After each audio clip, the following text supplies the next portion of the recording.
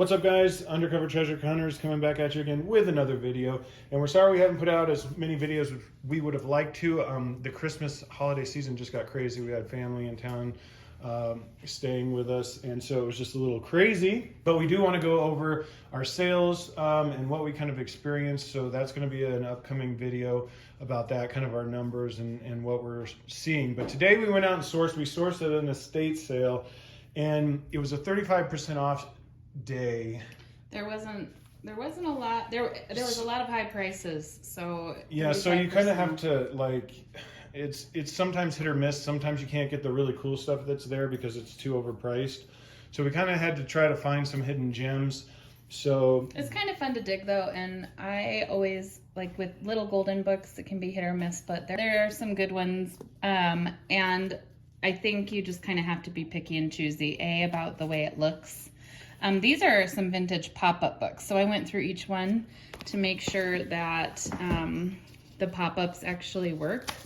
And so these are actually really cool because it's hard to find pop-ups with the pieces still all intact and the pop-ups, you know, still working correctly. And as you can see, we kind of took a chance. It was 35% off of $5 for these guys. Yeah.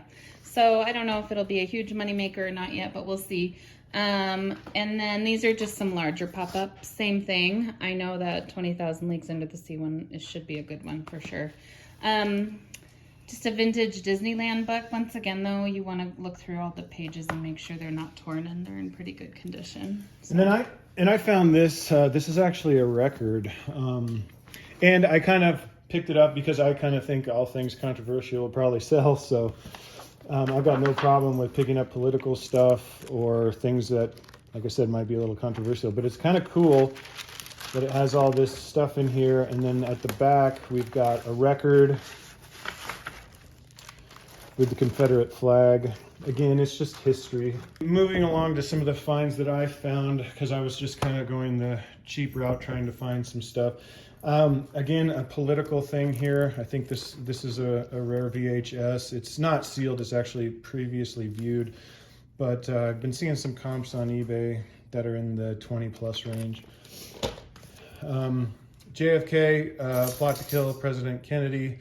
I think any JFK stuff is good. Even if this doesn't sell, I'll keep it for myself. Of course, anything political, like I said, I've actually sold a couple of books about Hitler and World War II, so I'll continue to buy them when I find them. I found this VHS tape. I think it's probably a cult horror film of some sort. It's sealed, so it's not going to bring in huge money, but again, I think we paid like 75 cents for the VHSs, so, and I'm pretty sure this one used is going to go for 10. The horror movies or like the scarier movies tend to go for more. Well, we follow Commonwealth Picker, and he talks a lot about VHSs, and I think he's said in some videos that horror movies are a good one to watch out for. So that's why we picked this one, and it's not like a mainstream horror film.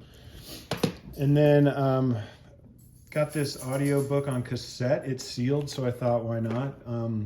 Got it for, I think, 75 cents. Another audio book on CD that's sealed, so 75 cents. But this is one of my favorite shows. This is the cool find, I think, of the whole thing. And Aaron found it. I love Murder, She Wrote. I grew up watching it with my mom. So, but this one it's like a strategy and pursuit game. And there's some pretty good sold comps on there. We haven't gone through. We kind of opened it to see if there were the majority of the pieces there. The board is in good shape, so we'll see. But if not, once again, it's something that I like too. It brings back some happy memories for me. So I thought it was just cool because I'd never seen anything like it. Murder, She Wrote, hilarious. All right, guys, so we didn't go on the 50% off day, which is tomorrow, because we are going to do some other sourcing tomorrow, and we'll hopefully show what we got from that next. All right, guys, so part 2 of our sourcing for this weekend. We've got some miscellaneous cars. We've got some vintage toys here, a bunch of handheld games, a vintage toy. We've got some vintage phones, donut phones, some Fisher-Price vintage stuff, an old clock, a bunch of Transformer parts. Gen 1 Transformer parts here. This is obviously not Gen 1 Transformers, but the parts are. A couple of monster trucks, and then this is a box full of Gen 1 Transformers, and I think there might be a GoBot or two in here as well.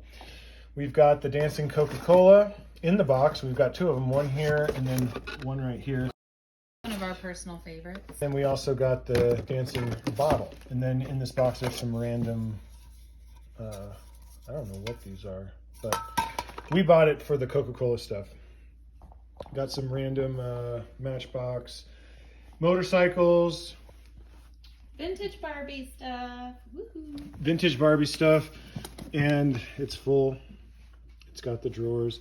Got a Darth Vader mask, an old projector, some dishes. Got this cool electronic slot car set, which actually, I believe it has everything, even some extra trucks. Got some vintage comics, Disney and Superman. And then we got a box full of these little robots. And then we've got a box full of vintage Annie in the package here, and then just some random stuff in this box.